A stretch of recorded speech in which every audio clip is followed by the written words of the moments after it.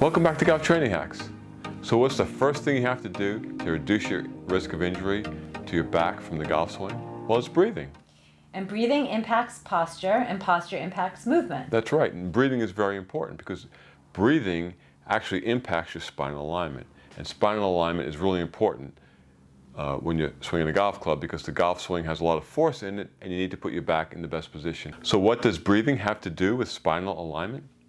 Well, when you breathe into your chest, it's sending a signal of stress, right? You know when people are scared, they breathe into their chest. When they're shocked, they breathe, their shoulders go up and they breathe into their chest, okay? So it's sending a signal of stress.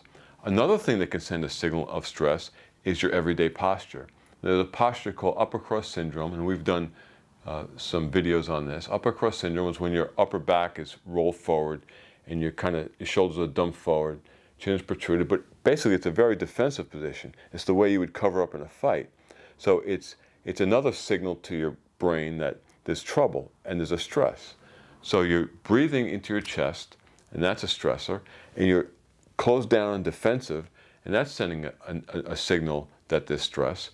What you've done is created a negative neural feedback loop that's keeping you stuck in this forward position that's really not very good for your spine because it doesn't allow your spine to be in a neutral position. And that's where the spine buffers forces best, in a neutral spine. Now, you need to get your spine in a neutral position in the golf swing because there's a high velocity asymmetric rotation that puts a lot of shearing and compressive forces on the spine. And that's going to cause injury if the spine isn't in the best position. So Cheryl's going to stand up. We're going to show you where the neutral spine is. And this is where you should be. So a neutral spine has some lumbar extension, some flexion in your upper back, your T-spine, and some extension in your cervical spine, which is your neck. So that's a neutral spine. It's a nice gentle S. So your back, it shouldn't be straight. It should be an S shape, but you shouldn't have too much extension or flexion. So to begin to get that spine in that best position, which is neutral, you need to breathe better. So we're going to show you a couple of quick and easy exercises that are going to help you induce diaphragmatic breathing. You probably know what diaphragmatic breathing is, but we want you to breathe through your nose. We want you to inhale and exhale through your nose. That induces a good diaphragmatic breath, and it's also the way humans were meant to breathe. There are a lot of very good benefits health-wise and posture-wise from breathing through your nose. So Cheryl is just relaxed, breathing through her nose. Her abdomen is rising, ribs are expanding, and as she's doing this, you can't really see it, but her lumbar spine is going into extension on the inhale, and on the exhale, it's going into a little, I wouldn't call it flexion, but getting flat. So it's extending and then flattening out. You need to have movement in your lumbar spine. Your spine shouldn't be stuck in any position. Diaphragmatic breathing, that relaxing breathing, is short-circuiting that negative feedback loop, and it's beginning to allow you to open up.